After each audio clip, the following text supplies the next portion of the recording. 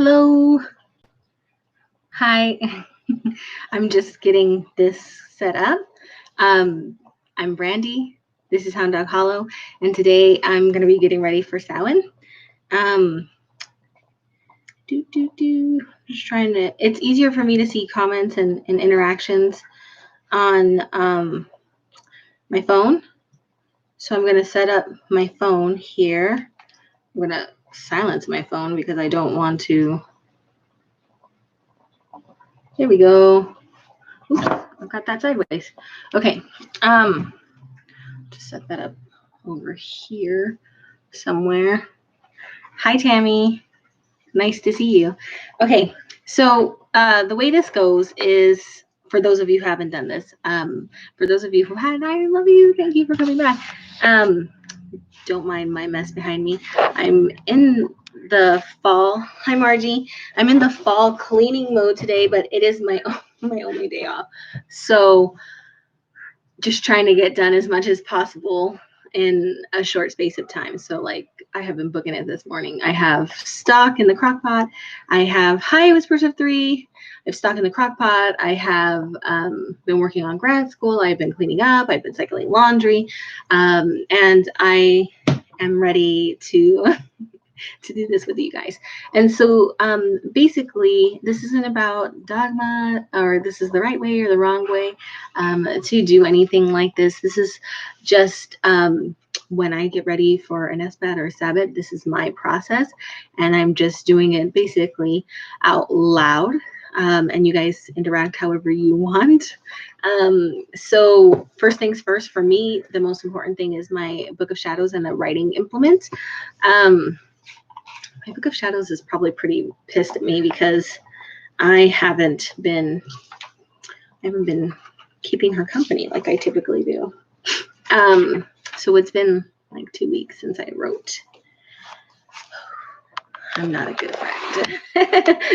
So, and I have my stack of resources. Hi, Keys and Hecate. My stack of resources here. That I'll talk to you guys about. And then I will add the links in the description afterwards because I didn't have time to do it before. So basically, I celebrate Halloween, secular Halloween. I do that a lot. I do it big. It's my favorite holiday. I celebrate Samhain. I'm not a Wiccan. I'm so elements of Samhain, I guess. Although I don't feel like any one religion owns Samhain, but that's neither here nor there. And definitely Dia de Muertos. And so it's a very long, drawn out celebration here at our house. I have an ofrenda every day of the year, and we've maintained that for going on 2 years now. Before we used to have one only in this like month-long period of celebration, but it feels better and more natural to us to have the ofrenda up every day of the year. And so that's kind of constant upkeep because we keep fresh candles and fresh flowers and fresh coffee and fresh water and fresh food.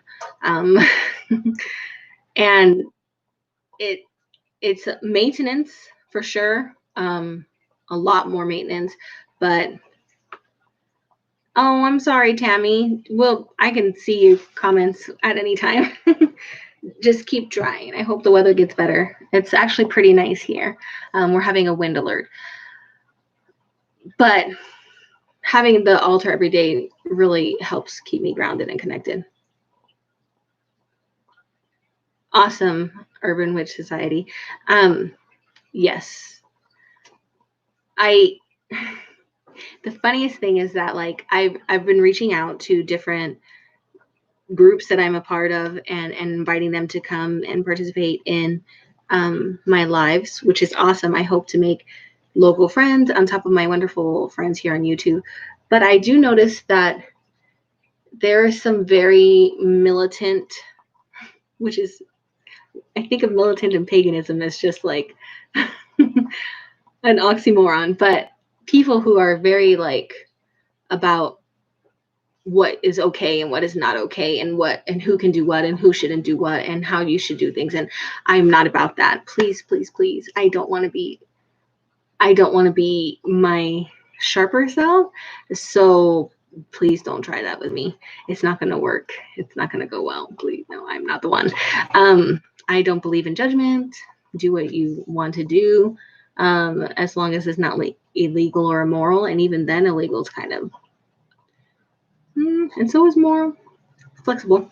Anyway, so the first thing I always want to talk about is, in this digital age, obviously you're watching me on YouTube, and so I'm assuming you have hundreds of other content creators that you watch and interact with on YouTube, on Instagram, on Facebook, on other platforms that you connect with. And so you're probably getting lots of information about what other people are going to do, and maybe some beautiful memes and cheat sheets and videos about preparing for Samhain or the meaning of Samhain. Or, I'm sorry, I've got like a dog hair in my nose. I'm not sick, but so I don't want to discount as a resource, obviously, the internet. I would say, please, and this is just my advice as a seasoned, experienced practitioner,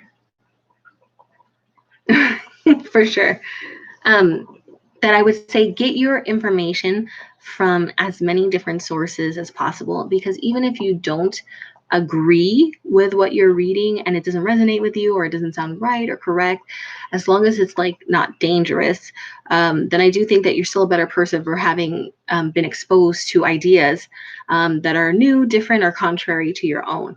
So you definitely don't want to exist in an echo chamber, even when it comes to spiritual and religious practices. So I would say get your information from a ton of different sources, and always question, like, what where did the source get the information, and do they have any incentive or bias to maybe not present the honest facts to you, which facts and religion and spirituality are ephemeral.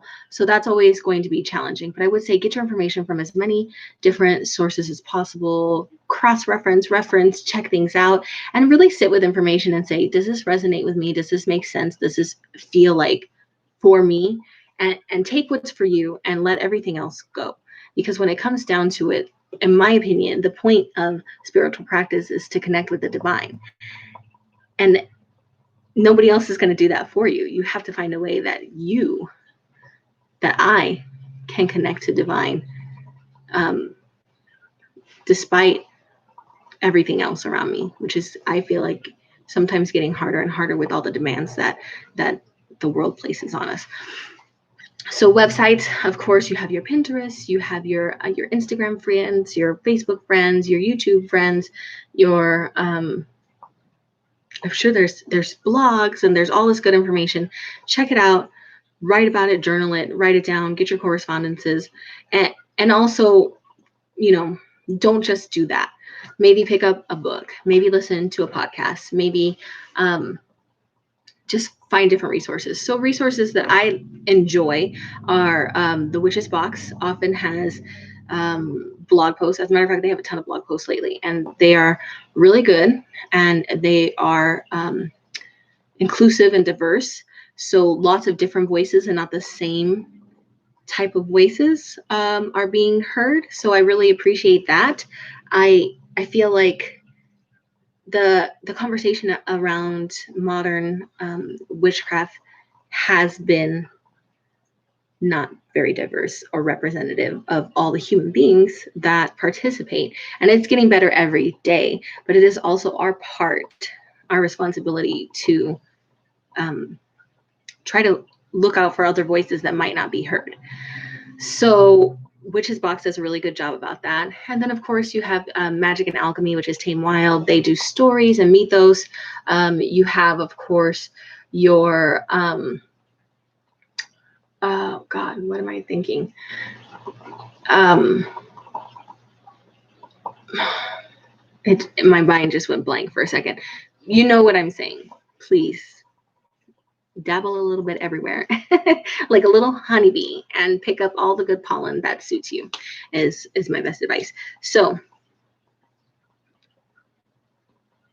That's absolutely true, Urban Witch Society, which is why I reached out to I reached out to my Oregon pagan page just to see like if anybody wanted to participate in this conversation, just because fall in the Pacific Northwest is different than I should say sorry, Samhain in the Pacific Northwest is different than Samhain in the Northeast and in California and in Texas and in Georgia and in Dakotas and in Alaska and in Hawaii and in Europe.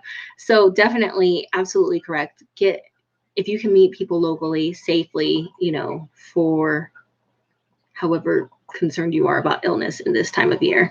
Hi, Lori. Thank you for coming.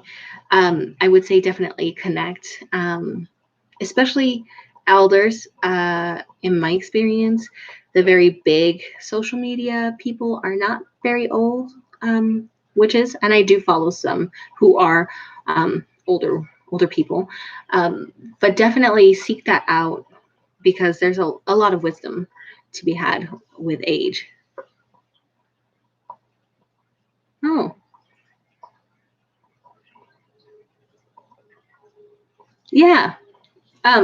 Okay, so then you, of course, have books, and that's what I'm going to talk about right now.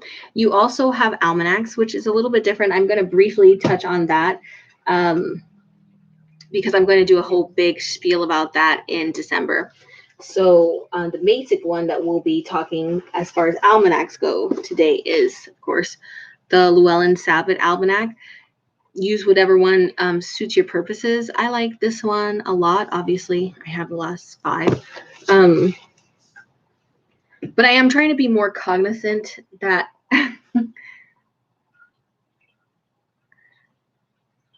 oh, beautiful. That sounds really nice. So here it's leaves falling, but it's also kind of dry and terrible because of the fires. So it's been really rough. I'm going to drink. It's protein shake. So there's almanacs, there's books, there's websites, resources, friends. Some people practice a spiritual tradition like in a coven or like a very specific type of traditional Gardenian, Alexandrian, whatever kind of paganism you practice may have ideas and strictures about what you should be doing or how they would like to celebrate with you. And of course, you do you. So not all of these books are super great resources, and I'm going to be talking more about that in the future because I do have a blog post that has been taking me forever to write about all of the books that I have, which is well over 100. It was over 100 a month ago, and I've gotten quite a few books since then. And what level they are, as in like intermediate, be witchy 101, intermediate, and advanced, and what kind of things that they have to offer. And so your book, like, let's see, this is a really cute, wonderful book. I love it. But the amount of information on Samhain in this book versus The Witch's Bible by Janet and Stuart Farrar is very different levels. So that's something to also be cognizant. You will never hear me say that I do be talked down on Witchy 101 books because I feel like fundamentals are fun and important to review often. It helps, I believe, deepen your practice and also keep you grounded. And that as far as advanced topics go, I feel like you should dive into advanced practice in only areas that suit you or interest you. I don't think that everybody needs to be advanced in astrology if they are not interested in astrology, or advanced in tarot if they're not interested in tarot, or advanced in,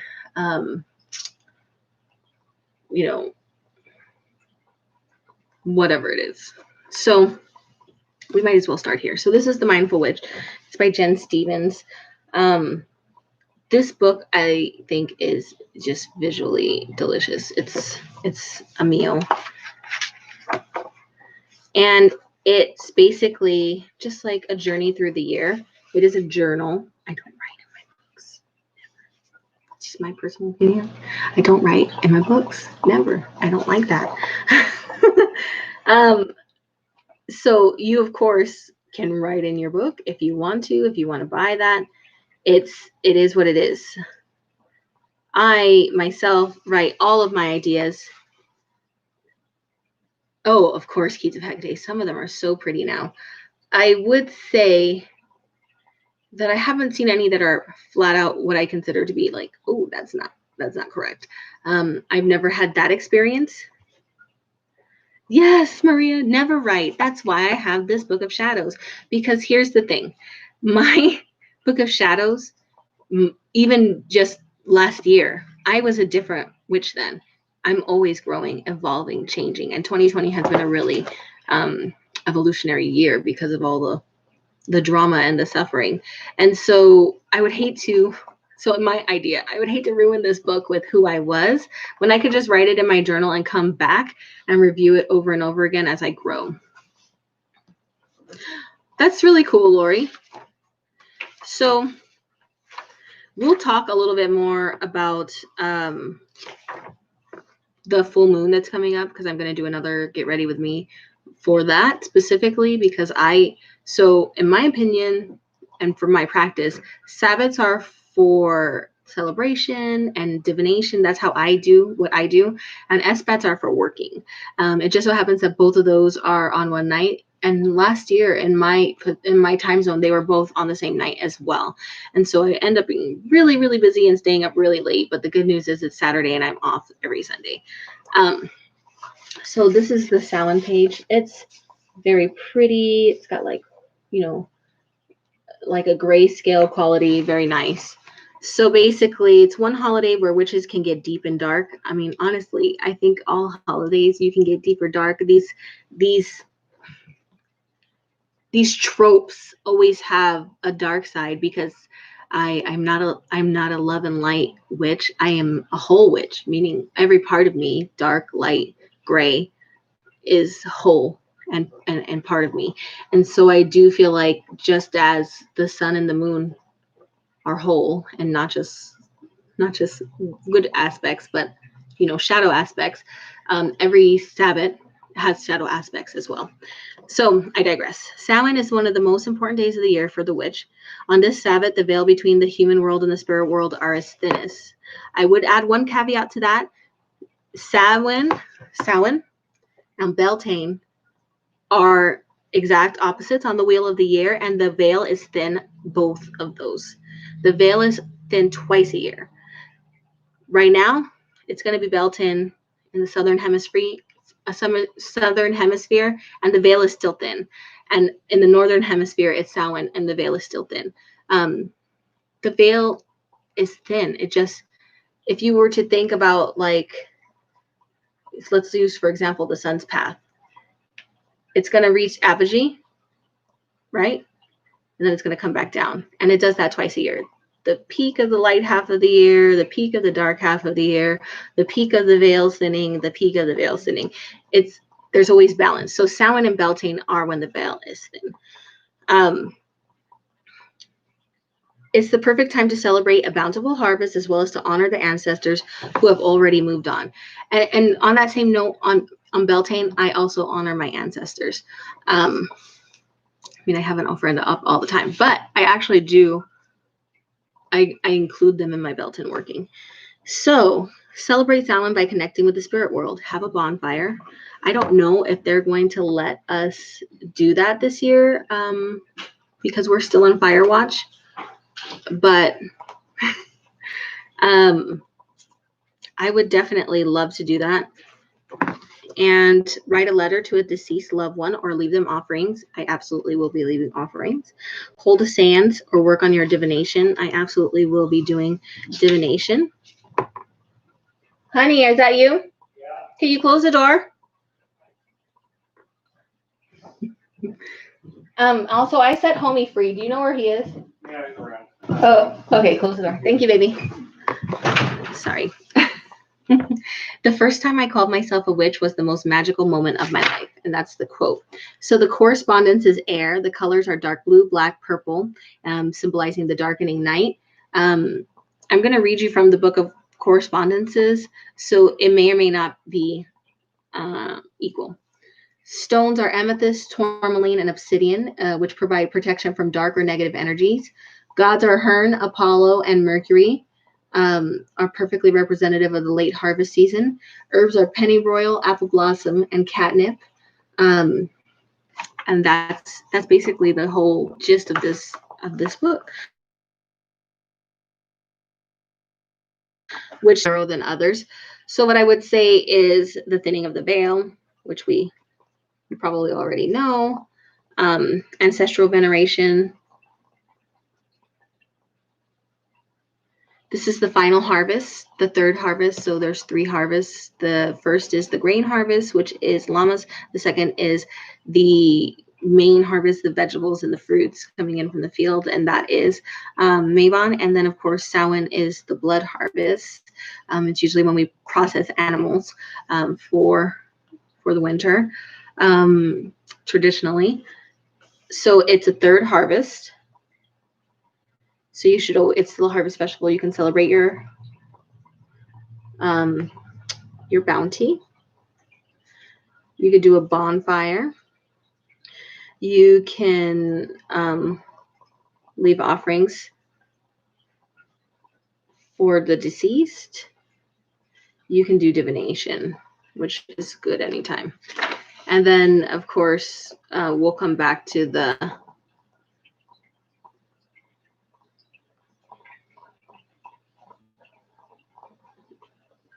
correspondences, because I always look at several books.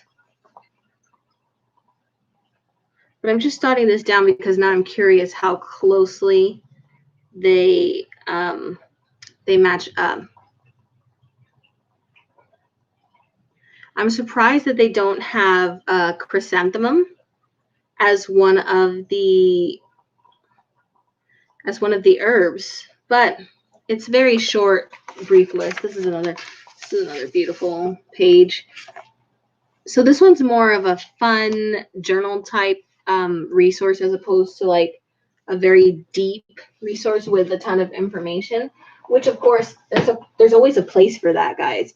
But you know, for those of us who have been working on this a while, you might not get anything new from that kind of source. And so that's really where you might have a problem with 101 books, and that you're not getting any new information that is useful to you or helpful to you. So this is this one's very much like the other one. It's called Practical Magic by Nikki Vandekar. Very beautiful visually.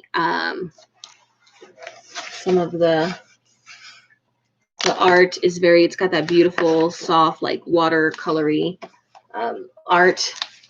It's really, really pretty, and it covers like a broad variety of information, but only very like skim over the top.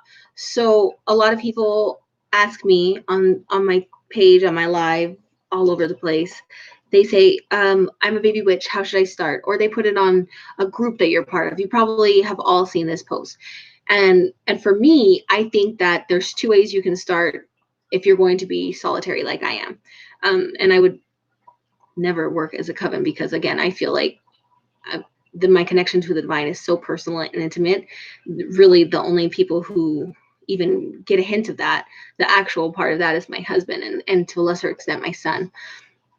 It's just very intimate to me. Some people connect better in a group, and that's their business, and whatever works for you works for you. But what I would say is either A, find something about the craft that interests you and dive in there, and those things will naturally branch out. For example, if you were interested in astrology, you could dive into astrology, and then you would learn that Aries, Leo, and Sagittarius are fire signs. And then you might be like, oh, I really connect with these elements, and look into elemental magic and fire magic and candle magic and so on and so forth. It would lead you naturally through the topics that interested you, and through that learning, you would come full circle and deepen your craft and deepen personally how you want to connect. The other way is to read a Witchy 101 book and say, I really like this idea. Oh, I'm very interested in tarot and I really want to dive into that. And then that's a whole rabbit hole because of all there's astrology, there's numerology, there's symbolism, there's elements, there's all of those things that you would also dive into. So that's my advice.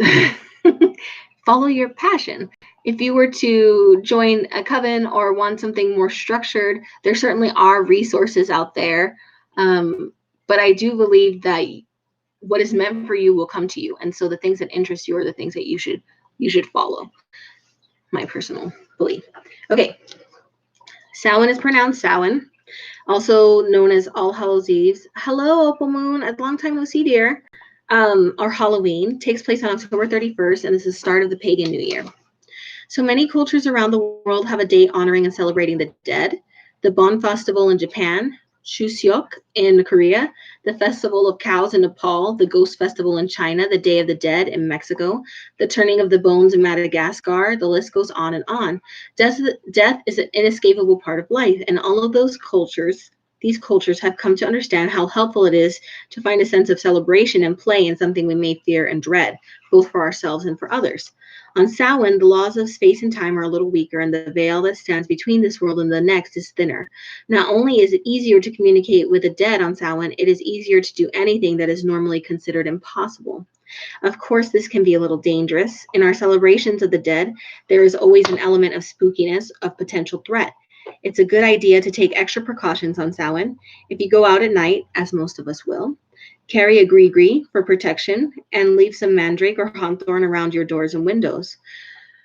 I would venture to say that jack-o'-lanterns will do the same function of protecting your property if you have those. And we obviously will review that in other resources. But that's an interesting take on it. And so I'm just going to write New Year's. And of course, for those of you who can't slog through this 2-hour blog, and I don't blame you, I usually type up everything and do kind of like a cheat sheet, correspondence sheet for, I gotta take my vitamins with my protein shake. Sorry, guys, for my live. And that'll be on my blog in the next week. And I will put it up on my social media when it's ready. But it will just be like, these are the themes, these are ideas, these are the correspondences. Of course, those are not the end all and be all. And my list of references will be there as well for you to check out. Oh, thanks, Amer. I really didn't think that was a true thing, but you know, eat a dick. Hi, Star Gypsy Soul. So anyway, the colors are black, orange, white, and silver. The stones are obsidian, jet, and hematite. The herbs are mugwort, catnip, belladonna, mandrake. It's okay. It's literally like not, it's not true. I mean, if you said my chin, that would be a different story. But my forehead is normal size forehead. Thanks. Anyway, mugwort, catnip, belladonna, mandrake, and sage. Ways to celebrate: leave food offerings on altars and doorsteps for the dead who may be walking. Light a candle in the window to invite the spirits of your loved one into your home. You can set an extra place at the dinner table for them too if you like. Bury apples alongside the road for wandering spirits that no longer have a home to go to. Oh, I haven't heard of that. That's really interesting. Oh, Tammy, don't pay attention. It's just because on the main YouTube page, it tells everybody the lives that are happening. And so some people will randomly go into lives and be like, oh, they'll say the weirdest stuff. And it's like, listen, mofo, you ain't got no life. Get on out of here and just block them. That's it. So anyway, dress in white or as another gender to confuse spirits that may wish you harm, which is kind of the basis. The basis of costuming, right? And a lot of light a bonfire, write your name on a stone and throw it in. Check the condition of the stone come morning. Depending on how it fared, you will know something of what the coming year will be like for you. I don't want to do that. After what 2020 has been, I don't even want to think about the quality of the upcoming year. It's just not something that I'm prepared to handle. So things that I really got from this is that, of course, it's the new year. Obviously, it's a celebration around our dead, and it's Star Gypsy. That's funny, and it's also a why don't I? Hi, April. How are you, dear? Let me. So I'm gonna put you as a moderator, Star Gypsy. And anybody else who wants to be one, just let me know. That way, if I miss somebody being a douche waffle, you can just get them gone. Anyway, so we've got a celebration of our dead. It's cross-cultural, so please, there are a lot of people who will say, you can't celebrate this way because you're not of this culture and that's a closed culture. I would venture to say that all human beings, in some way or another, across different cultures, across indigenous peoples, somewhere in your ancestral line, there is some kind of celebration of death, dead, dying, those kind of concepts, and it belongs to you. It belongs to humanity. This celebration and ancestral veneration belongs to humanity. So don't be discouraged by that kind of conversation. Should you profit off of Dia de Muertos if you are a white person who hates Mexicans? Don't do that. That's not what I'm saying. But if you feel deeply connected and moved to have an ofrenda in your house, then do that. It's your spiritual connection to the divine, and it's nobody else's fucking business. Excuse my French.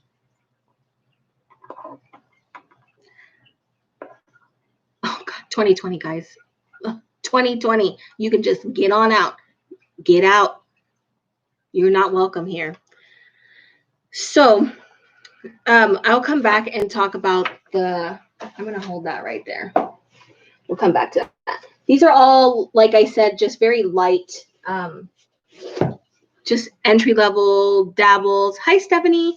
101, which is condescending, but so true. It's just skimming the surface of the concepts that we're talking about for this Sabbath, right? Oh, that's wonderful, Star Gypsy Soul. How's it coming? I love ancestral veneration. I love it. If you guys are interested, I will do a post with all of the books that I have on ancestral veneration, which is a lot. And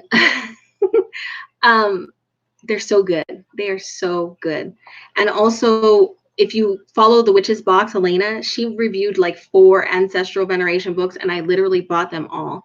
And she goes into what their strengths are, what their, like, she briefly talks about, what she took from it, what were some of the best quotes from it. And it was very, very helpful, because I feel like a lot of us are called into this work and we haven't really had those structures in our upbringing or in our culture to really help us connect with this deep longing spiritually. And so there's a ton of information out there that's very high quality that will help you connect and deepen your practice that way.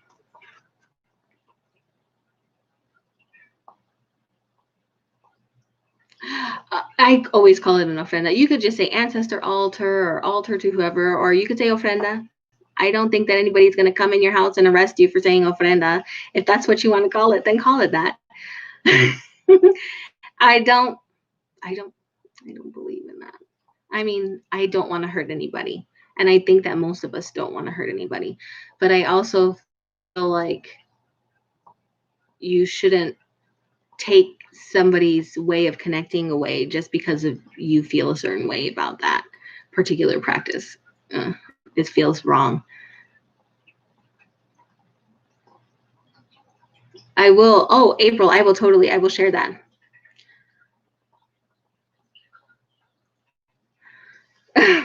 I know, I don't want to offend either, but it's just like some of it is taking it way too far.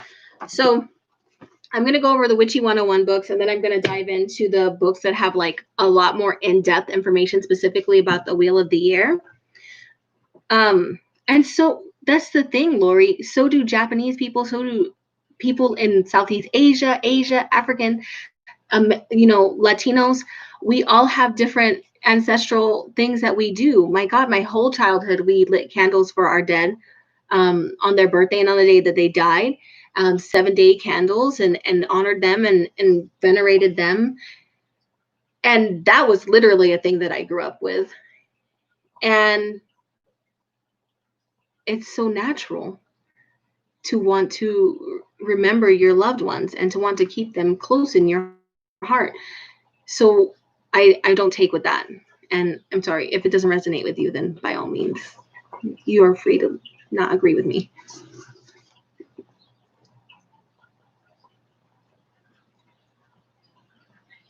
Oh, thank you. I did get them from Amazon, and I'll leave my little Amazon link on there too. If you like it and you buy it with my little link, I get like 30 cents or something, which is nice. I haven't gotten any money yet, but I think that eventually they will write me a $2 check. Hi, V73. Thanks for stopping by. So this one's the Spirit Almanac. I didn't, actually a lot of these books I either get in boxes or people gift to me. So I don't actually buy a ton of books. I have an Amazon wish list that I keep up for like my mom, my mother-in-law, but mom, I call her mom. And I call my mother Mama. And same thing, my son calls me Mama. For Christmas gifts, because I'm really hard to shop for. Mainly because I have about 200 books on there, and that's basically all I want is books.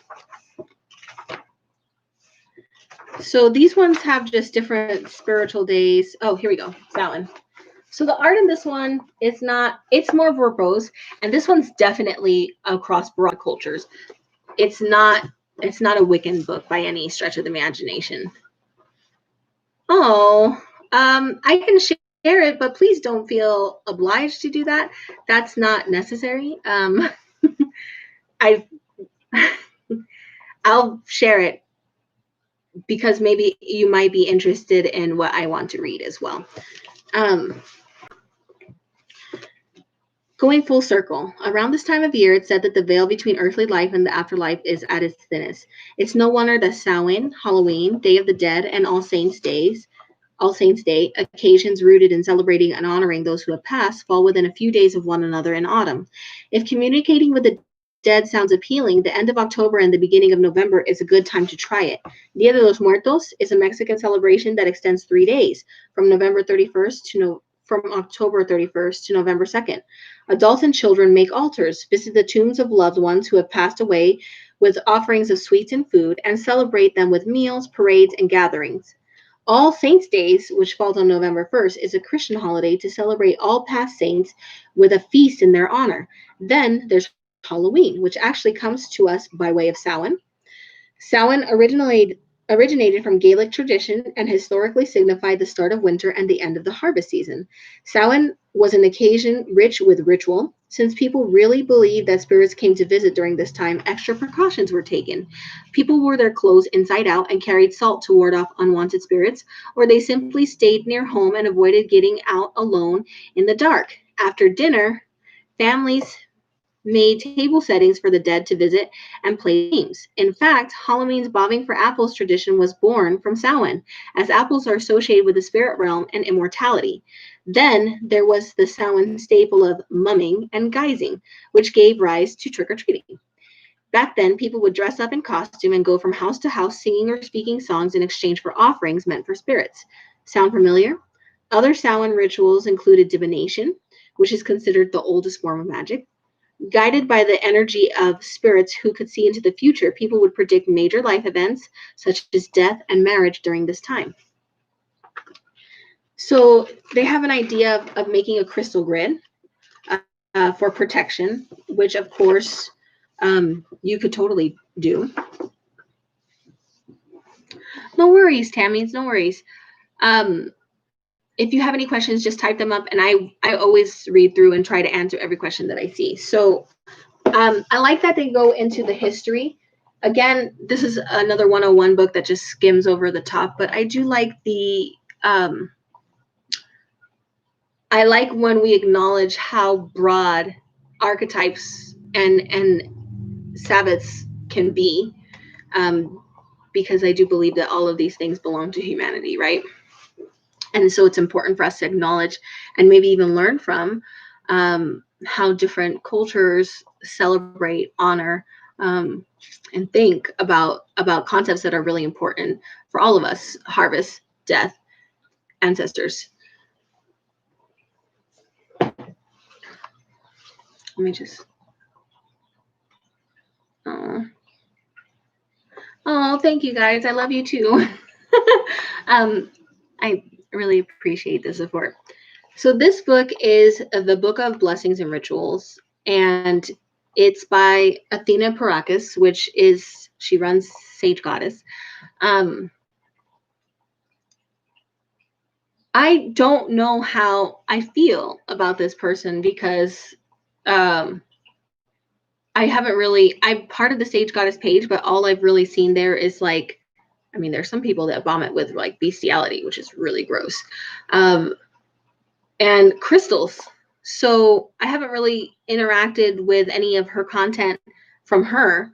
And I have heard some pretty strong criticism about her, which isn't fair to judge her on. So that's where I'm just like, I don't even know where I stand thinking about this person. But the book itself is very 101, very like a very shallow skim over many concepts. It has some like lovely art. That's one of the best things about the newer Witchy 101 books is the prettiness of it.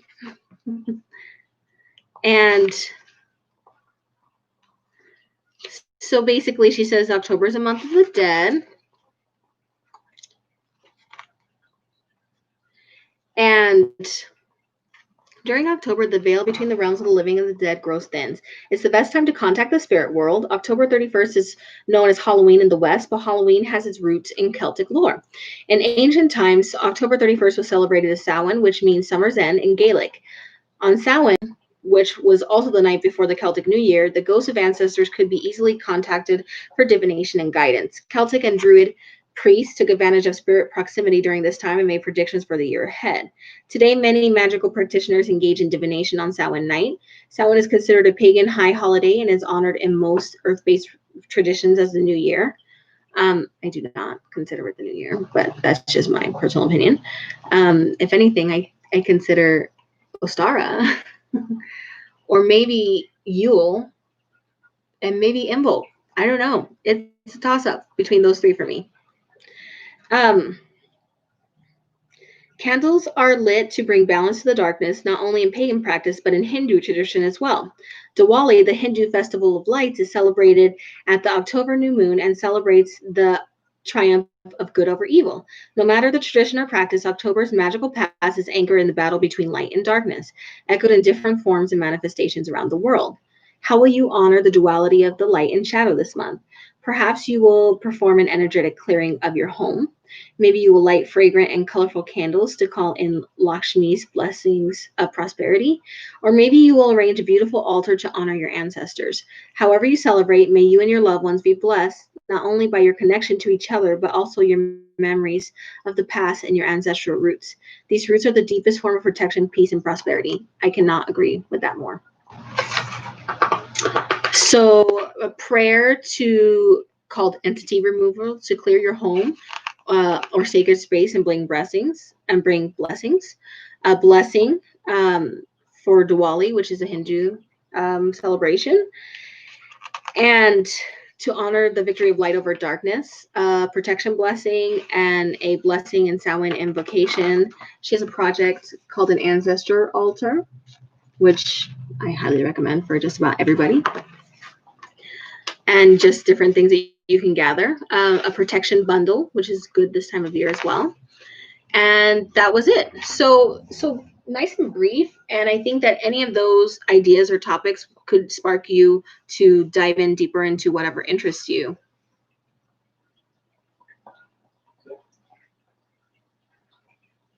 Oh, good, Lori. That's wonderful. I'm going to just put this a little bit aside so I can keep going. I have Tess Whitehurst, You Are Magical. I have read actually quite a bit of Tess Whitehurst because she does, she's one of Llewelyn's authors. And so I buy a lot of their Sabbats, their Almanacs, and she does contribute articles into various ones. And so I have an idea of her voice, her writing voice. And so it's definitely,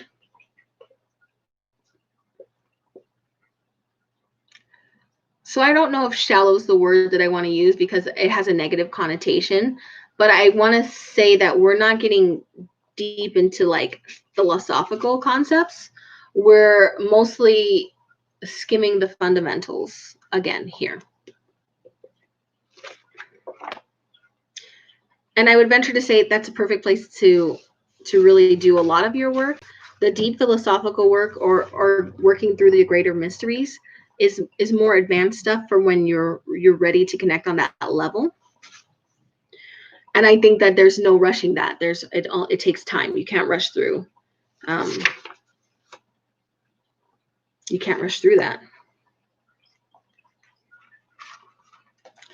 All right, so this is just like a very... Samhain falls on October 31st in the northern hemisphere and May 1st in the southern hemisphere. It's pronounced Samhain. By far the most famous of the Sabbats, Samhain is the time when the veil between the worlds of the living and the dead is the thinnest.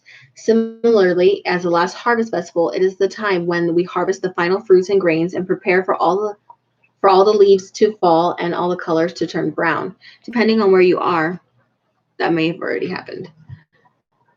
Magically, this is an opportune time to create altars honoring our deceased family members and magical members and friends, make contact with our loved ones on the other side, and make peace with the natural cycle of birth and death. And so that is the breadth of the information on Samhain. Not very much. Nothing wrong with it. There's other information there, but obviously it's not very much. I'm going to jump to Solitary Witch by Sylva Ravenwood. A lot of people have opinions on this person and this book. It is what it is. I find it to be a really good resource. I got this book when I was 19 years old, 18, 19. And it's still just as good today for me as it was then. So it is what it is. I think that some people definitely don't like her voice or don't like something about her. I don't know. I haven't seen anything for me to feel that way, but I feel like people are feeling that way about a lot of stuff all the time. And I wonder if it's part of projection. Yeah, me too, Lori.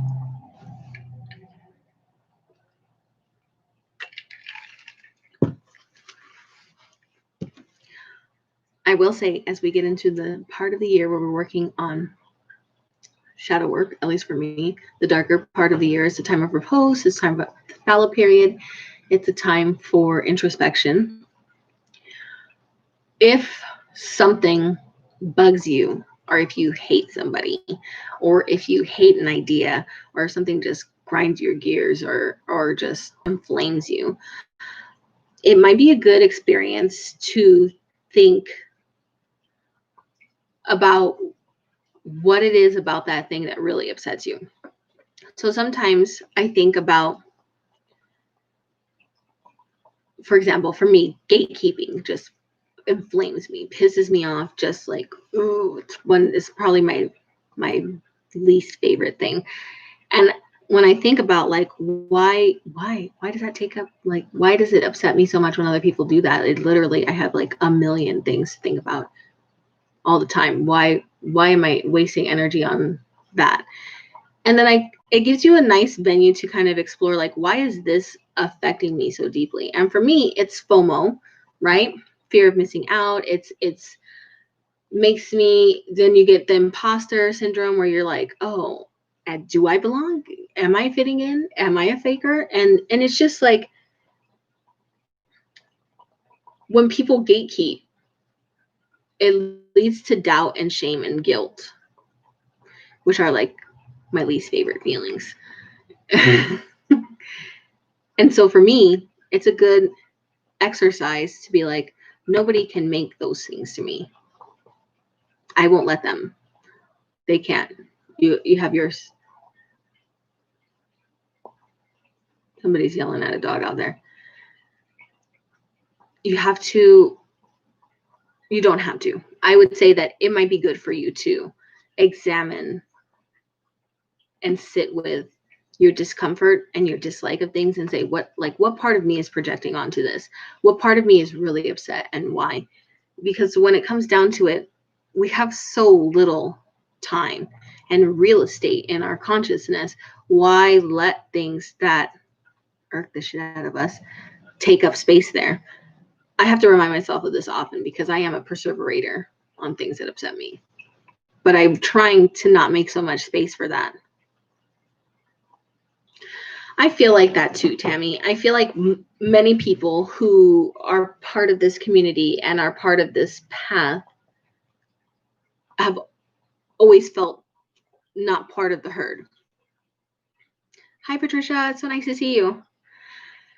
And I feel like even in our small community, there are still people who will make clicks and try to leave you out of it. And that is unfortunate and it's not okay. And I will not hold with that. But at the same time, I need to remind myself that it's just like, I don't want to be a part of something like that. So why am I getting upset about it? It literally has nothing to do with me that these people are being an ass. So just food for thought.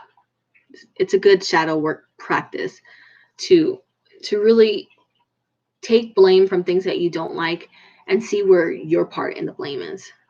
Because there's always our part, isn't there? It's always a two-way street. I know. And I'm so glad we all found each other because we can be whoever we want here. And there's no judgment. There really isn't. Please don't hurt animals if you don't have to. But I mean, eating, obviously you have to. But like, I'm not super into animal sacrifice. But again, some people really believe in that in their practice. And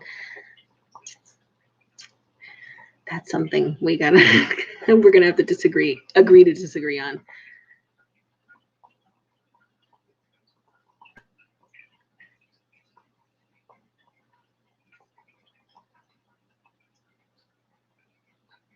Exactly. They're not my people. It doesn't matter. I know another girl named Hannah. It is sad.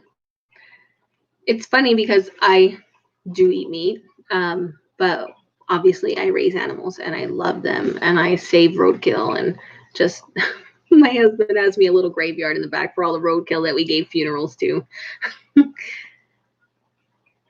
It's hard because when it comes down to it, we can't control other people. And so do the best that you can, make the most positive change that you can in the world. But then at the end of the day, when it comes down to it, we're only one person in a sea we're one drop of water in an ocean. And so the best that you can do is try to make a difference as much as you can, but let go of what you can't change or it will eat you. I'm a nurse. I'm an empath and a nurse, which is really challenging. And there are people that you cannot save. And it sucks. And it's painful. And it's awful. Even when you watch the news and you see suffering and you see children in cages and you see terrible things, it's appropriate and good to feel sad because those are sad things. And if you can do something practical, like donate or vote or whatever, those are helpful things to do. But sometimes as empath, we have the tendency to perseverate on suffering and get into a depression or grief about it. And instead of being helpful, we end up hurting ourselves and being immobile. So I caution you to get yourself in a really good, stable place where you can do shadow work, but don't eat yourself up about things that you can't change because it ends up not helping what you're upset about. And it also doesn't help you. And you have a mission and you're important. And if you're incapacitated by your grief, you can't do your mission. So it's not to say that you should not feel your grief, but as an empath, I have seen things, I have watched news shows and I have mourned. I have watched them like an article on the news and have mourned for weeks to the point where I couldn't barely function. And that wasn't helpful to anybody. And it didn't help the person who suffered and died. And it didn't help me. And it didn't help the people who I have to help every day. So that's just my 2 cents. I'm getting all weird. And I'm sorry. But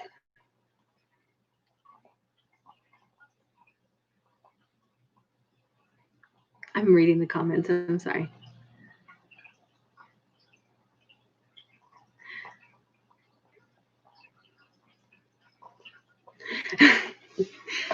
All I'm saying is this is the time of year for us to embrace that shadow part of ourselves and not be love and light, but to really sit with the painful, the dark, the uncomfortable, and frankly, the shitty parts of ourselves that we don't want to, and grow and accept and be whole.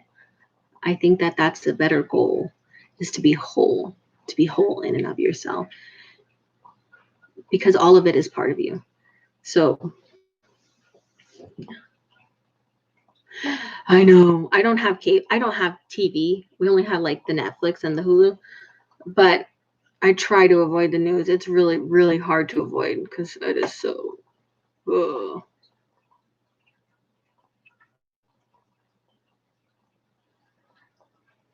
Yeah.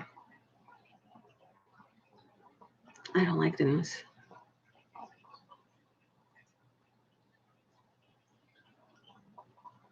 And that's true. I don't believe that you can. I believe that to neglect your shadow work is to hamstring yourself.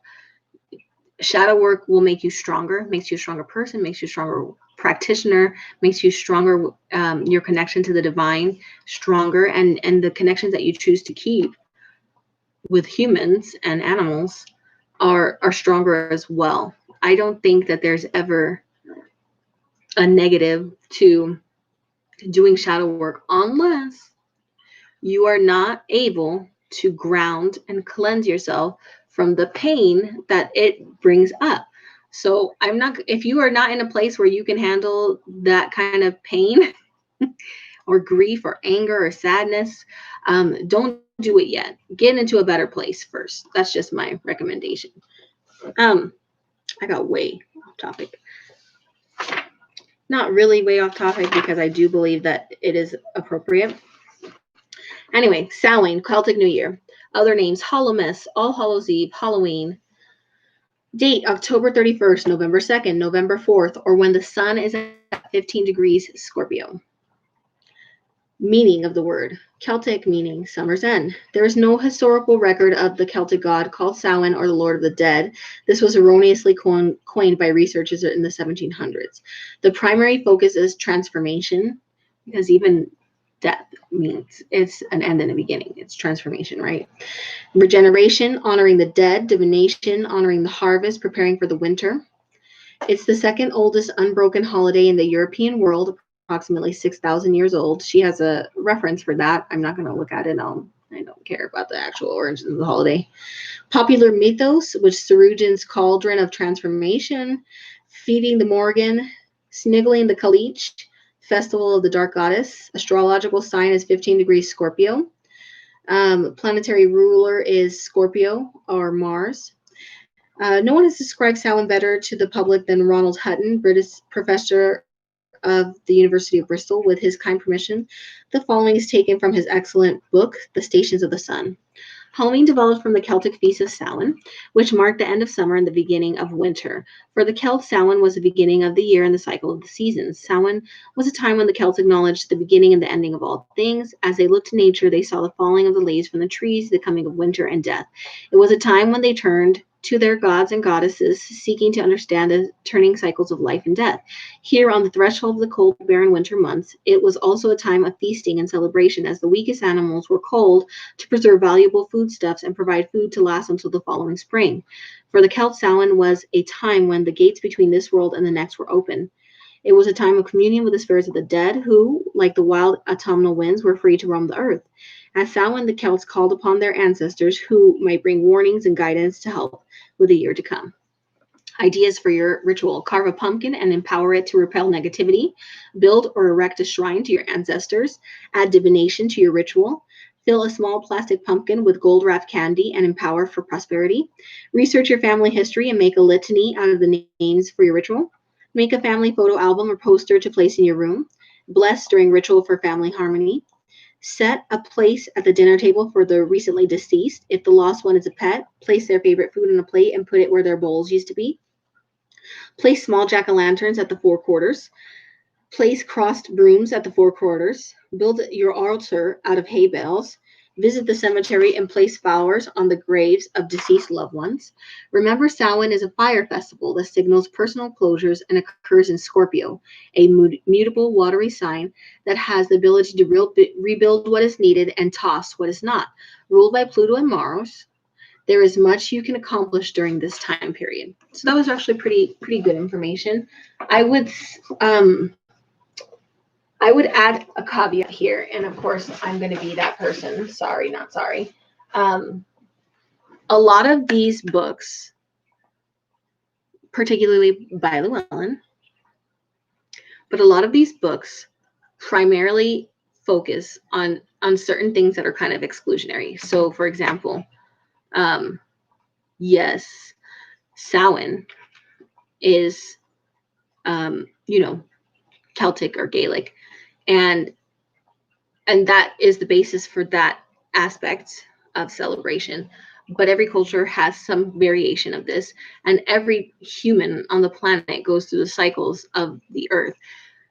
But at the same time, how you experience Halloween or Samhain or Dia de Muertos, or just the changing of the season from autumn to winter, is going to be different. Who you are, your culture, your community, and where you live. So Samhain, it's going to look way different in Florida than it's going to look in Oregon. And so I would venture to say that please research and get information that is important and good to you, but at the same time, make things your own. Make things your own.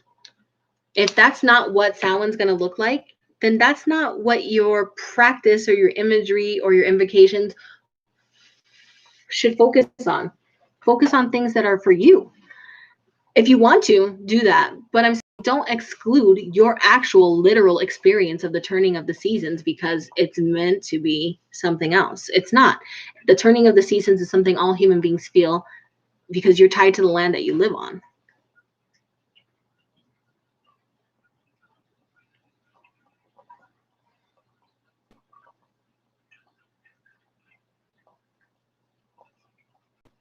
I do, Star Gypsy. I do. They love it. I mean, I don't put anything in my pumpkins. They just, or sometimes my husband likes to shoot them. I don't usually let him do that. The birds are eating pumpkin guts as much as they can. They love it. So, these 3 books are part of a series. You've probably heard of the series. I've talked about it. Oh, that sucks, Hannah. They're the Modern Witchcraft, and a lot of them, they're by Adams Media, so a different publisher than Llewelyn, obviously. And 2 of them are by Skye Alexander. Actually, a few of them are by Skye Alexander. And the Wheel of the Year one is by Judy Ann Knock.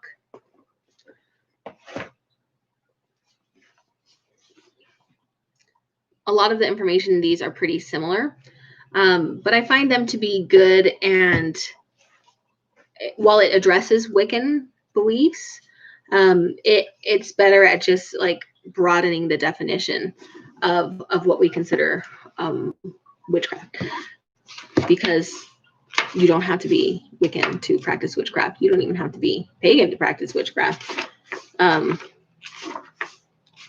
There's lots and lots and lots and lots of people doing witchcraft all the time that don't fall into those categories that we want to assign him, right? So you got to have an open mind.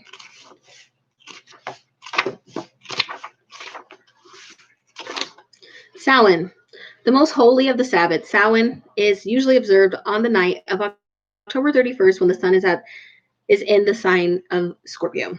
Better known as Halloween or All Hallows Eve, this is the holiday people usually associate with witches and magic.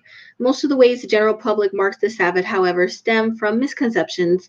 It's a solemn and sacred day for witches, not a time for fear or humor. That is their opinion. There is lots of humor in my celebrations. Do what you want. Considered to be the witch's New Year, Samhain begins the wheel of the year. This is the time of death and rebirth. The word Samhain comes from Irish, meaning summer end, not Irish, Gaelic, but yes. In many parts of the northern hemisphere, the land is barren at this time. The lost of the crops have been plowed under for compost, and the earth rests in preparation for spring. And again, that's obviously not true in all places. I still have carrots and lettuce and peas out right now. Witches often choose to shed old habits or attitudes at this time, replacing them with new ones, similar to how non-witches or witches who are secular make resolutions on January 1st. Consider writing on a slip of paper what you want to leave behind when the old year dies. Fears, self-limiting attitudes, bad habits, and so on. Then burn the paper in a ritual fire to symbolically destroy what you no longer need. For witches, Samhain is a time to remember and honor loved ones who have passed over to the other side. That's why people associate Halloween with the dead. No skeletons don't rise from graves, nor do ghosts haunt the living on Samhain, as movies and popular culture tend to portray it. You probably won't be annoyed.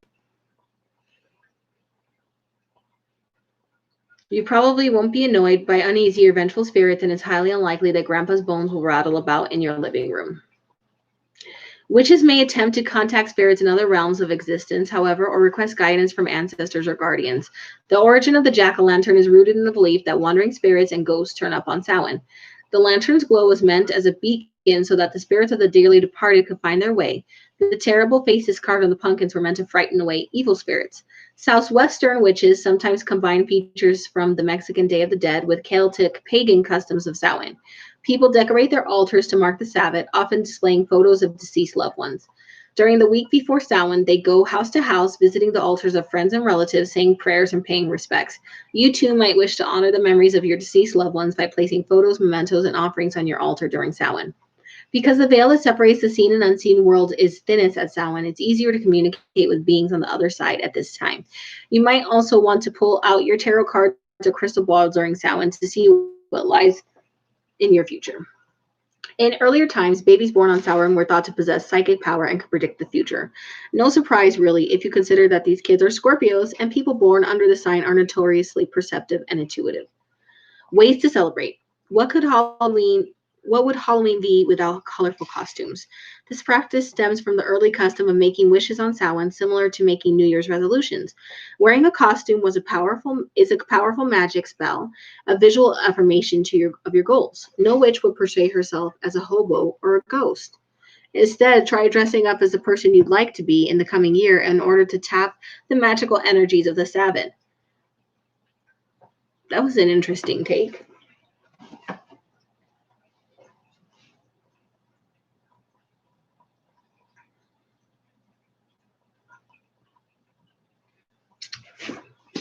I think the Grimoire literally says the same thing.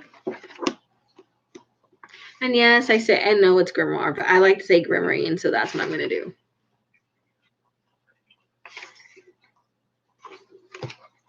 Let me find Samhain in here.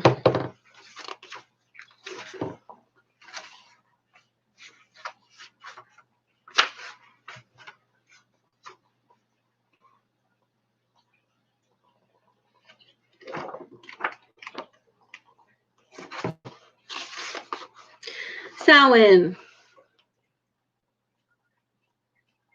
Oh, it is. It's the same as that last book I read. So same. This one is basically the first book that we come to. Oh, I hope you're okay, April. That sucks.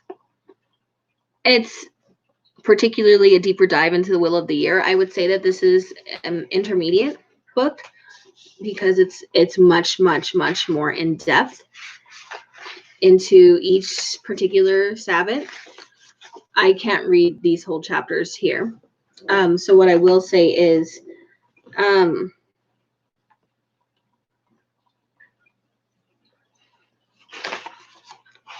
so it talks about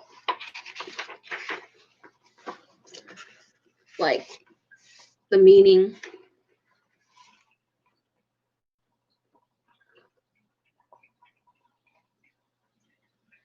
So because of the, and this is a different author, by the way, so not the same series, but not the same point of view. Because the climate of the seasons was once so difficult to predict, Samhain was a celebration of bounty, but also a time of fear. No matter how much preparation was done, one could never be sure what was to come or whether the provisions for winter would be sufficient. Oftentimes, an early frost was interpreted as otherworldly spirits blighting the vegetation with their breath. This type of weather, as omen believe, may have given rise to the notion of dead spirits cavorting about and fairies plotting to steal away human beings on Samhain night. In fairy lore, Samhain is the night of the wild hunt, a notorious and rambunctious ride when scores of fairies come racing out of their hollow hills to wreak havoc throughout the towns. Meandering mortals avoided traversing near the city, or fairy mounds, out of fear of abduction. And if one did venture out during the wild hunt, it was only under the auspices of a protective charm such as salt or iron. Turning one's clothing inside out was another way to protect against fairy mischief. Fairy lore claims that a stone with a natural hole through it, dry but found near the water, would enable the wearer to enter the fairy realm and return from it unharmed. That's a hagstone, by the way. The same type of amulet was also believed to protect horses from fairy mischief and theft. Perhaps it was the practice of wearing charms for protection that led Samhain to become a night for divination. Many different methods of divination were used by the Celts in order for young girls to learn the name of their future husband. Others sought to get a glimpse of the future and obtain information about a future occupation. Some of the techniques they used included burning nuts in the hearth fire and making assumptions based upon which nuts exploded and which did not, pouring molten lead into cool water, then interpreting the shapes that formed in order to get clues about a future occupation, and the baking of sadag bolu, or dumb cakes, a Manx Gaelic custom involving cakes which were baked directly on top of the embers of the fire. Eating the cake in silence was thought to encourage prophetic dreams in young women seeking to learn the identity of their future husbands, provided that they left the room without turning their backs on the fire. Babies born on Samhain were thought to possess divinatory power and were often treated with special respect as well as fear. Samhain is also the time when rituals are held to honor the dead. Benevolent spirits are beckoned and tempted with favorite foods that they enjoyed during life. Malevolent spirits were banished and kept away.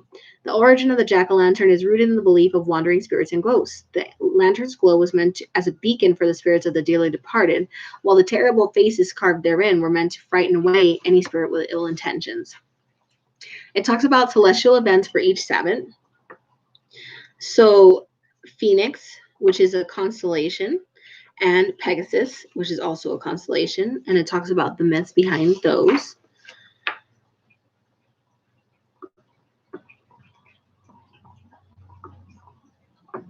And then it does a meditation about the Phoenix rising and a ritual for setting yourself free. So basically a ritual of release of things that no longer serve you, to make space for what is meant for you.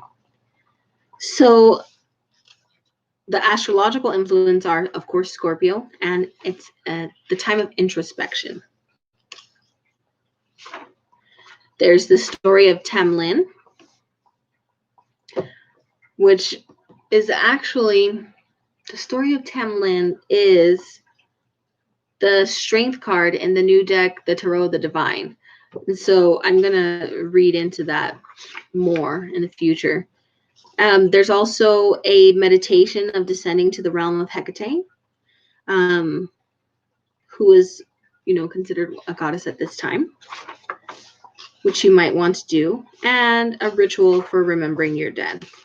which these are all pages long, so I'm not going to read them. But I will tell you the book. The practical craft is carving a jack-o'-lantern and putting a magical intention in it.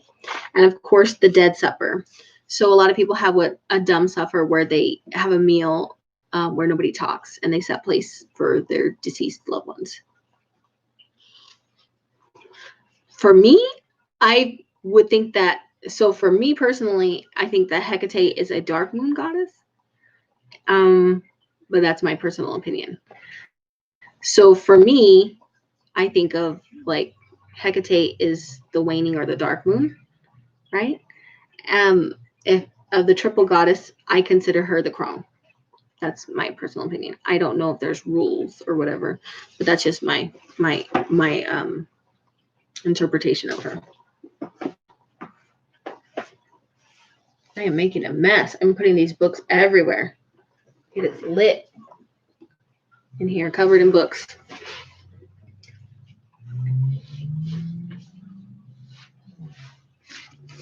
These are my almanacs.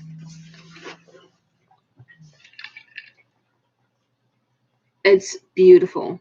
So my original deck, my deck that my first tarot deck, the deck that I've had the longest, and my bottom B deck is the Lover's Path to Rome, which is similar in that every single major arcana card is a fairy tale or mythology person. I love it. I love it. I love it. I love it because I feel like it's a really easy way to connect with the archetypes represented in each of the cards. And I've had it forever. I bought the Tarot of the Divine because the cover art, which is a beautiful like Japanese woman looking up at a big luminous moon. And I had read that it was about like fairy tales, which I absolutely love. And I believe are way more spiritual and magical than we give them credit. And each of every single card, it represents a fairy tale from tons of different cultures. Everything. It is so inclusive. It has African, Asian, every continent, different tribes of Native Americans. It has John Henry, which is a folk hero. It has so many. And they all resonate. They're so perfect. Like the little matchstick girl is the Five of Pentacles. And I love that deck. I'm going to do a walkthrough of it soon. And I have on my Amazon wish list Beneath the Moon, which is the book of the fairy tales that goes with the deck. I love that deck. I wish I had it here. It's probably in my bedroom. It's in my bedroom. I love it. I highly recommend it. It's really good. So like, the Fool is the Little Mermaid.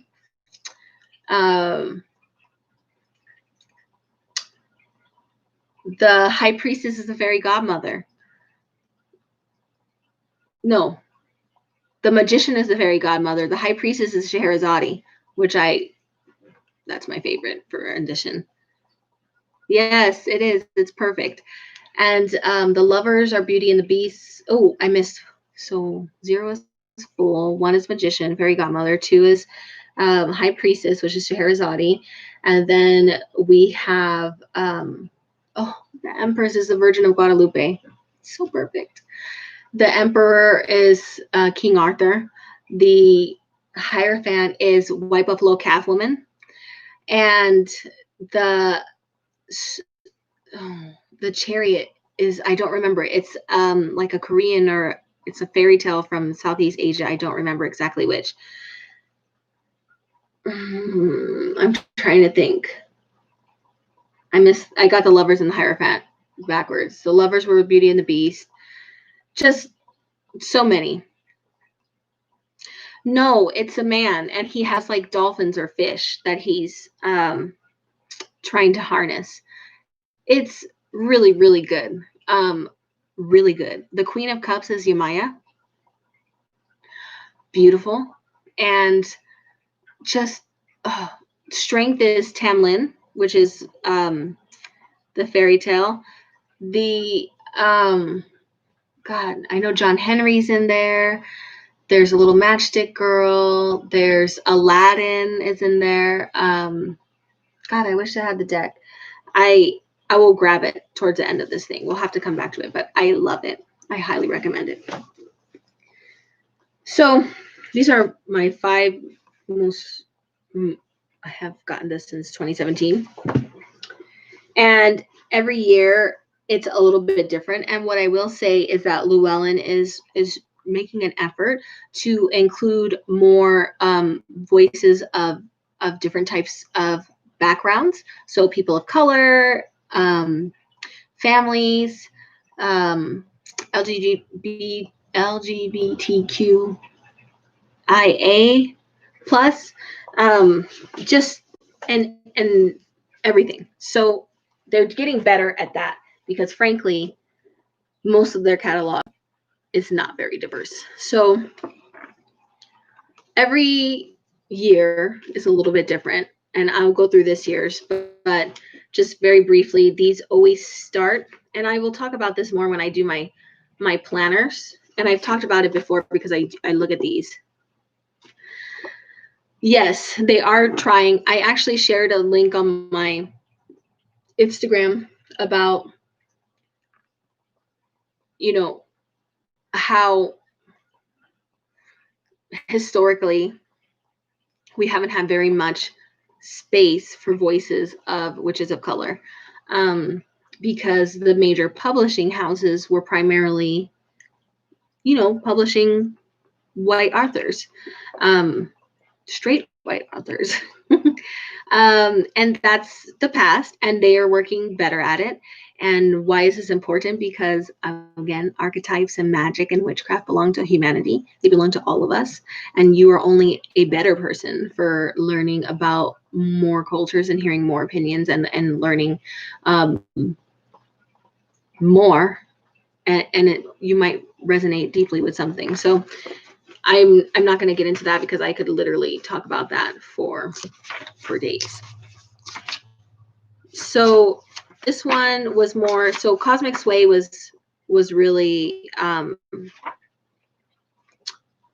really about the change of the seasons and the astrological information from that Sabbath to the next. And then they would have like the first story would be like this magical person's feelings about the holiday, and then the ritual at the end, which was the last article in that segment, would be how they put it all together. This Sybil Fogg, she did a lot of Eastern European fairy tale and divination and in history, which is very interesting if you're interested in that. This there's a segment always for cooking, magical cooking, which this one is pozole a la Llorona, horchata and flanzana cake, and la malinche cake, which are all different foods, that you could try, delicious ones. I would recommend to you. Craft ideas, so a witch's bottle, witch's bottles can be really, helpful for a wide variety of things. All in One Family was a segment about like how she, involved her kids. And then of course it comes back to the ritual. So these are, I like these to refer to, but I don't usually read from them on my lives because they are a little bit dated. And like all almanacs tend to have good articles and information. However, they're typically written with a year that they are meant to be used in mind, right? So this one's, again, Eastern European, Cosmic Sway for that year. Yes. Oh. Yes, I agree. Another girl named Hannah. Yes, true. And yes, I got one for each year, and I'm going to read some of this year's one to you guys. I'm just talking about like what they have talked about in the past. This is a really nice article about grave. So there's tons of information out there about like different symbols on graves, how to maintenance graves, the different use of grave dirt, which should be respectfully harvested. Don't just go taking everybody's grave dirt. That's just my opinion, but you do what you want in a cemetery. I would try to be as respectful as possible. You don't want to bring things home with you.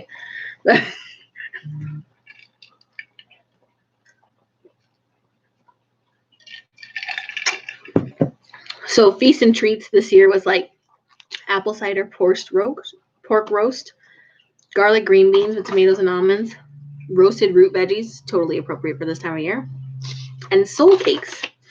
The crafts were a basketwork star and a greeting card. Plants in practice, I really like this one. And it talked about like tobacco, so which is a nightshade. And you know, its purposes and how it can be used on Samhain. So there is tobacco on my ofrenda. Because a lot of my dead like that. It's protein shake. I'm drinking a protein shake. It's banana protein shake. And then the ritual was, again, like Eastern European. They're so pretty. I love these. So this one focused on transformation, cosmic sway, which again is the old ways. So whenever she does an article about the old ways, it's almost always like mythology or traditions from Europe. So feasts and treats this in 2019 was pumpkin slow cooker oatmeal, which sounds delicious, kale pesto pasta, and stuffed baked pumpkins, which also sounds amazing, and grandma's Scottish shortbread, yum. The crafts they talked about was memory lights, and they did an article about portable magic.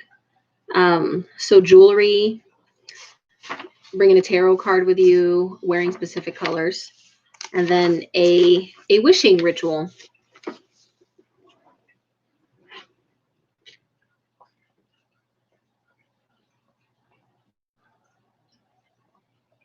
I'm so sorry, Hannah.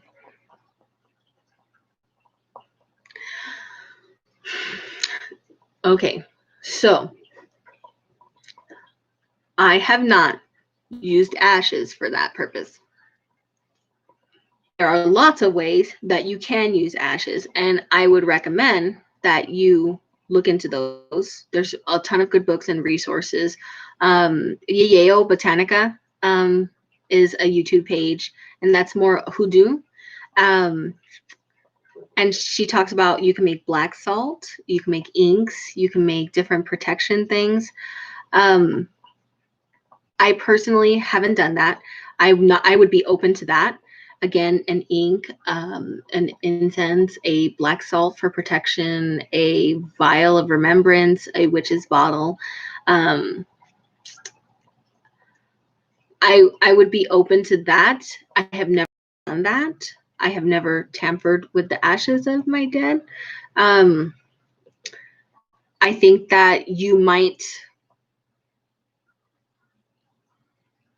I mean, not ask her, but like definitely put it out there in spirit that like, I'm considering doing this thing. Are you cool or are you not cool? And see if you get any signs that tell you if that's a thing you should do either way.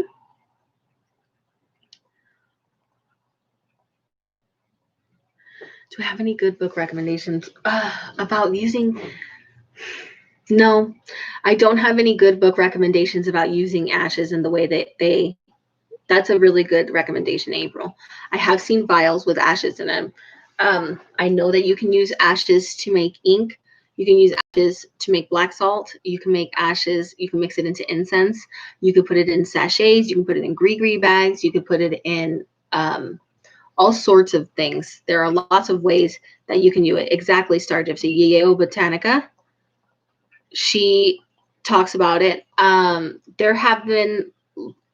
If you Google magical uses of ashes, you will probably find a ton of results. I would say Yayeo is Alemi on Yayeo is extremely knowledgeable, very experienced, and she has a lot of good advice that I trust. I'm sorry that I don't have any way to really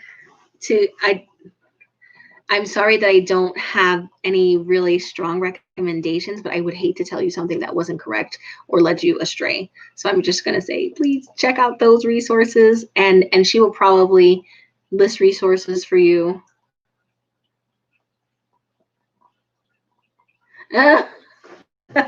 Thank you, Star Gypsy. So this is last year.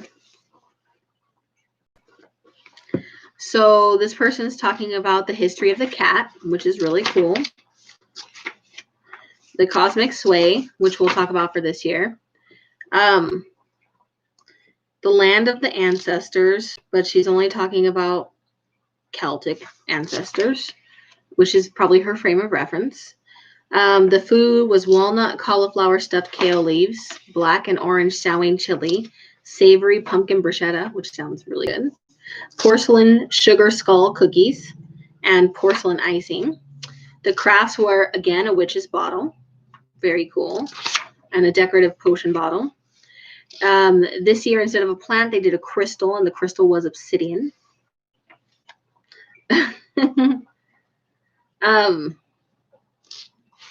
They talked about all the different types, which is really cool. And the ritual, so the person started with a story about cats, a history of cats, and then she ended with a ritual for departed animals, which I do have my departed animals represented on my ofrenda. And we keep our dog Sam ashes by the bed all the time. So it's definitely there. I'm gonna take these horse pills.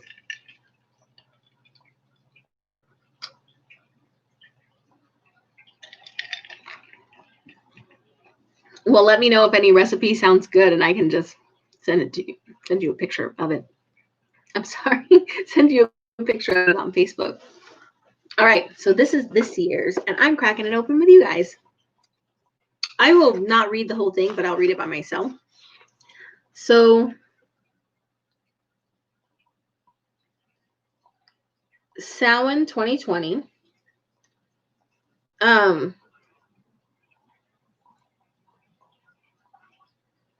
She's talking about the blue moon. Is it really blue? Which we know that it's not. She's talking about Samhain. She's talking about the pilgrims.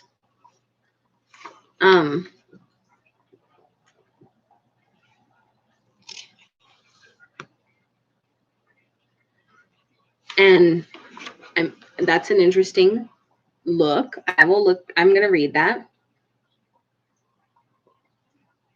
Oh, Margie, that's wonderful. So the cosmic sway. I'm going to read that part out loud because it affects all of us. Samhain can be celebrated on the calendar date of October 31st or when the sun is at the 15th degree in Scorpio on November 6th. And typically we have our altar up through then. Not the ofrenda, which is up all the time, but the altar. Or it can be celebrated on both days depending on your ritual needs. All of the Sabbats can be celebrated over the course of several days, but the cross-quarter Sabbats have a longer period of influence, especially Samhain. So many people work their magic on or near October 31st that the powers are summoned, the spirits are stirred, and the veil is parted. But the qualities associated with Samhain continue to rise until November 6th. It is easier to access subtle energies and open the way between the world on all Sabbats, but at Samhain, this is felt more intensely.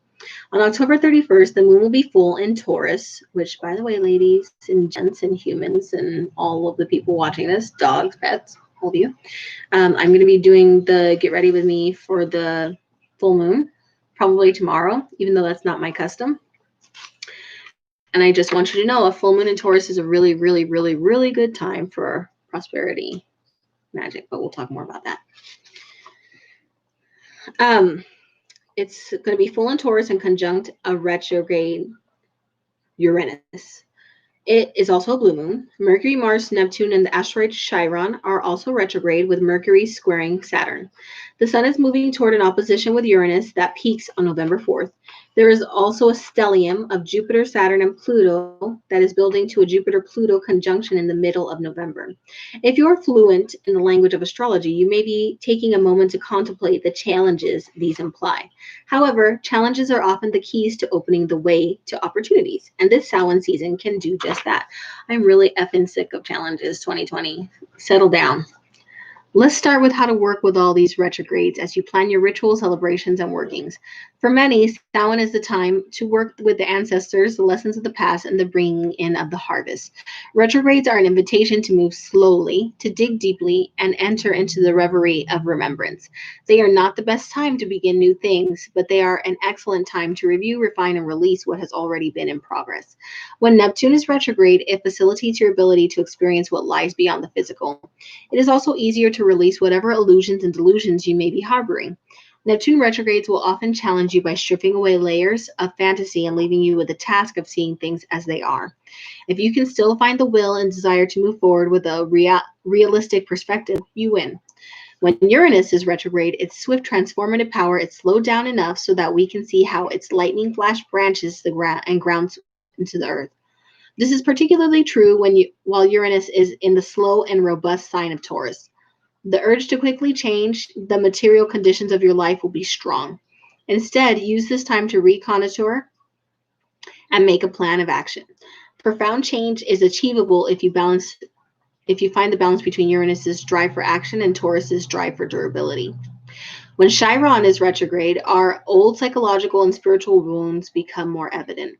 Chiron is also the bridge between the outer and the inner places, as well as a network that unites the various parts of our makeup that make up our whole. And when retrograde, it is possible to trace those connections and find the breaks in your integrity.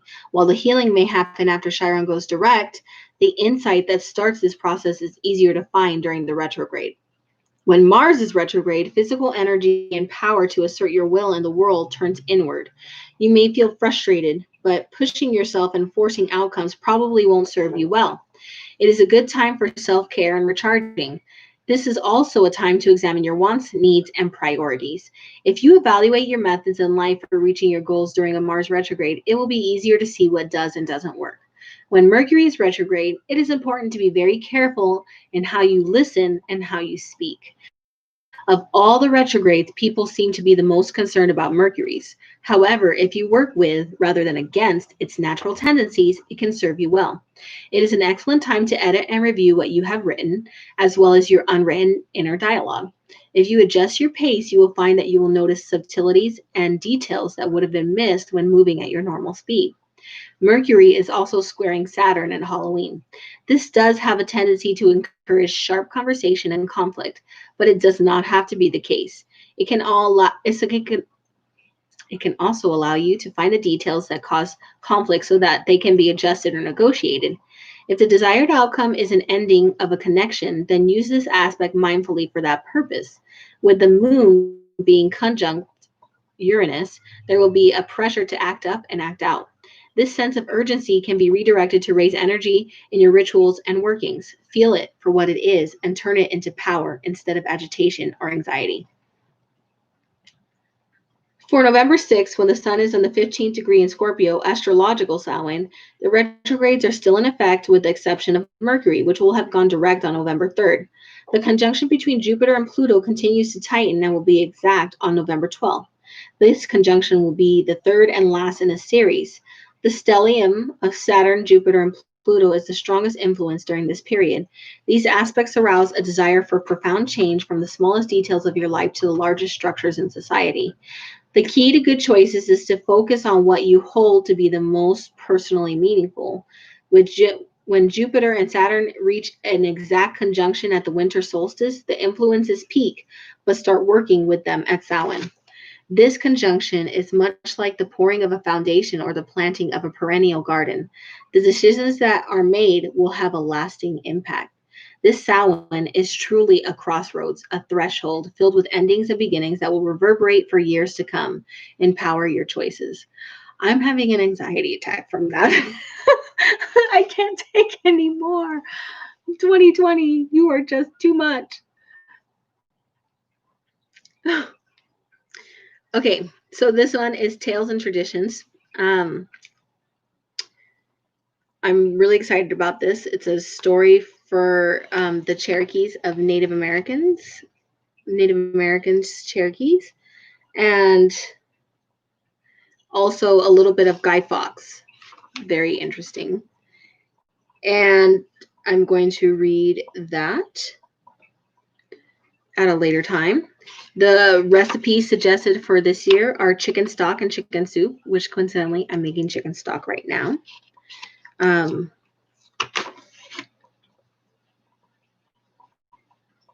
White bread, which I like to bake bread with soup too.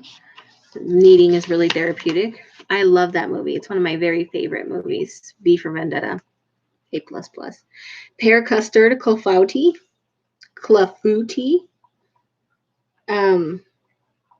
It's a versatile dish. And sparkled sugared cranberries. And cranberry cordial. The crafts are a decorative skull. It looks really, really pretty. This is the latest one, by the way, guys. Easy candy corn candles. Made like literally out of candy corn. Oh, you put the candy corn on the bottom and you put a tea light on it, and it's just like a decorative thing. I was gonna say, at least candy corn has a use. It is gross.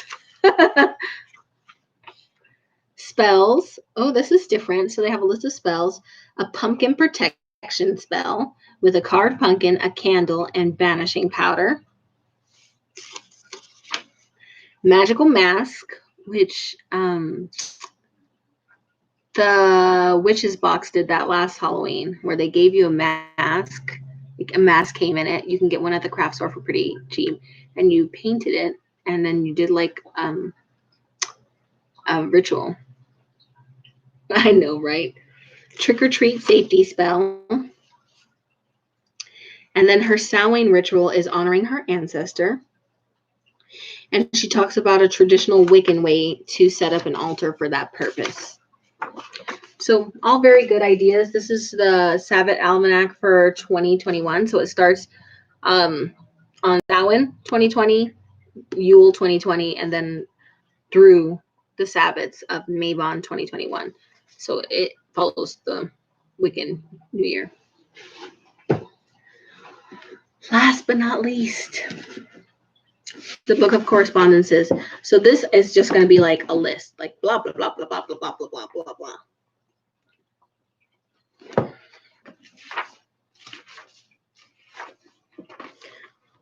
Correspondences for Samhain.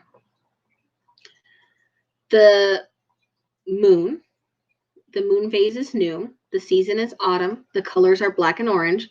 Trees, apple, beech, blackthorn, locust, pomegranate, willow, witch hazel, and yew. Herbs and garden and plants, angelica, broom, catnip, garlic, heather, mugwort, sage, allspice, bittersweet, dittany, mullein, patchouli, and reed. Gemstones are carnelian, obsidian, and onyx. Magical creatures are fairies. Goddesses are Babt, Banba, Kalich, Durga, Hecate, Hel, Inanna, Ishtar, Kalima, Macha, Nephthys, Rhiannon. The gods are Arwen, Arwan, Belinus, Coyote, the Dagda, Odin, and Pluto. The animals are the bat, boar, cat, cow, and dog. Issues, intentions, and powers. Crossroads, or sometimes I consider those liminal spaces, right? Doorways, thresholds. Darkness, death of the god. The goddess is eternal. She's got a cyclical cycle. She doesn't really die. The god dies, though, in Wiccan tradition. Divination, honoring the ancestors. Introspection, the other world, the underworld. Release, visions, wisdom, and the crone. Girl, do it. All right. So that's my main resources. One other thing that I would say is advanced is the Witch's Bible by Janet and Stuart Farrar. And the reason I say it's advanced is because it talks about, like, they're Alexandrian witches, and they talk about the mythos. It's very dense reading. And suffice it to say, it's basically like, so they talk about the life cycle of the god and his rivalry, right, with the Holly King and the Oak King.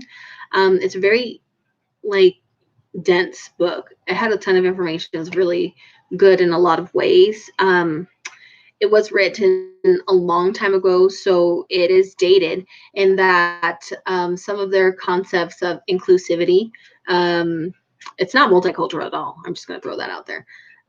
But as it's also, they have strong feelings about polarity, which they don't come out anything about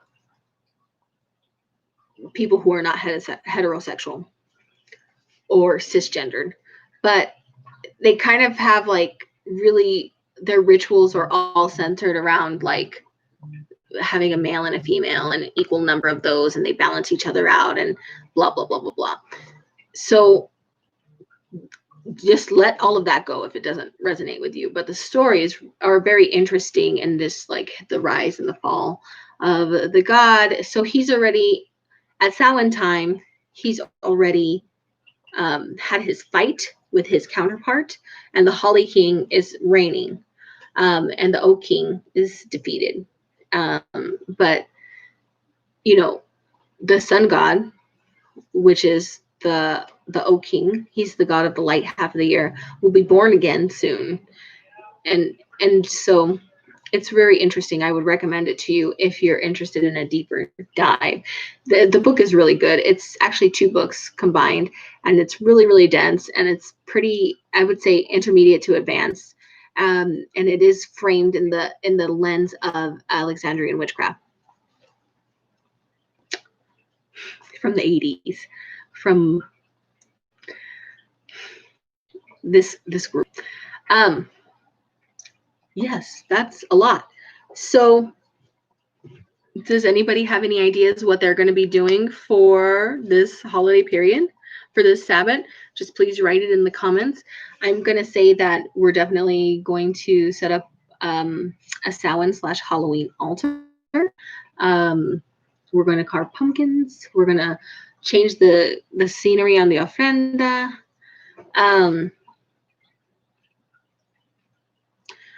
We're going to change the scenery on the ofrenda. We're going to, of course, trick-or-treat. I'm taking my son trick-or-treating. He has he's a skeleton costume with a mask.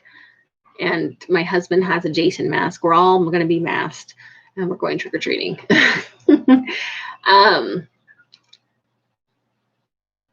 Divination. Absolutely, divination. And we'll keep the ofrenda and the altar and the pumpkins and everything up well into November. I might do a working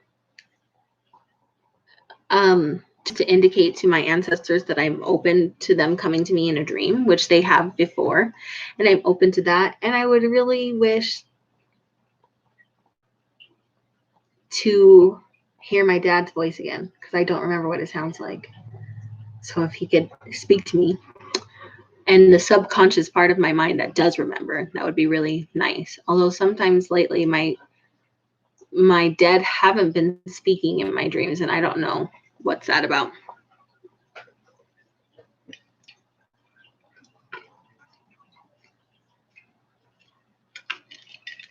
That sounds wonderful, Hannah.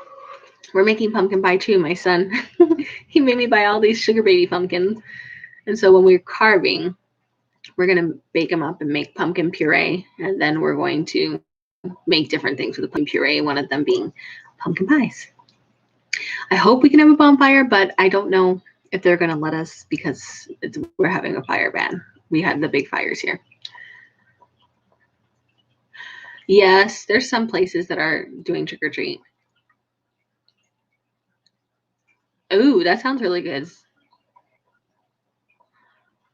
Oh yeah, Margie. It just depends. We don't live in a neighborhood, so we have to drive somewhere anyway. Unfortunately, the neighborhood we usually drive to burnt down. But there's some people in our valley who has created a Facebook page with addresses and neighborhood treaters. So we're gonna probably go to one of those. And my son is 5. really gets tired pretty easily. He could probably go maybe 6 blocks and then he's done. He has enough candy. He's fine.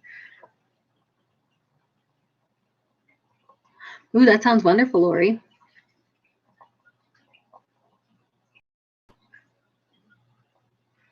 Ooh, that sounds really good, Margie.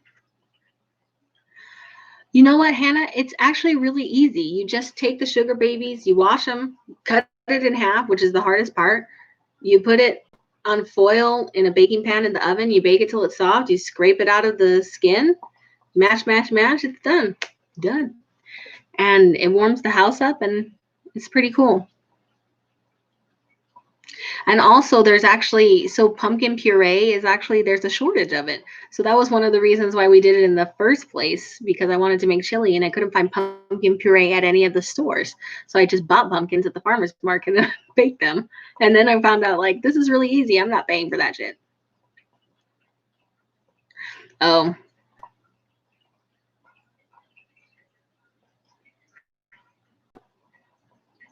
Oh, that sounds really fun, Star Gypsy. That sounds really fun. I hope they'll lift up the fire ban here, because we have so much detritus to burn. Although I think my husband's kind of fire shy after everything. Oh my gosh. Hannah, that's awful. I hope you get better and heal soon. I know that you hurt your arm. As a matter of fact, we've had this conversation. My my brain doesn't work that good. I recommend divination, guys. I've had some really intense prophetic dreams on Samhain and some really, really good readings.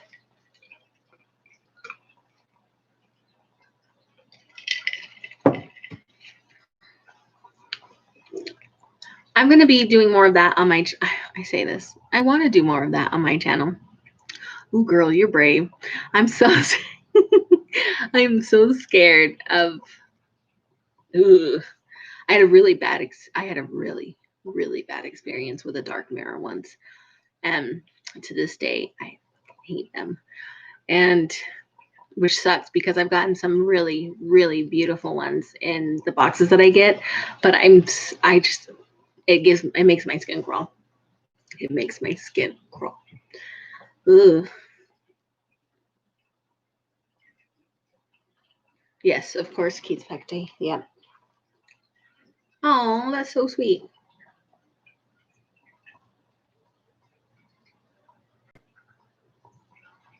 Of course. My little one, I mean,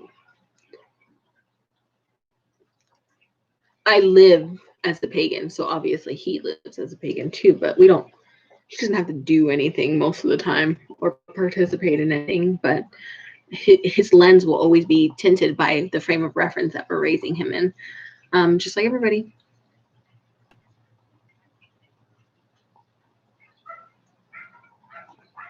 Mm-hmm. Well, friends, I still have so much to do.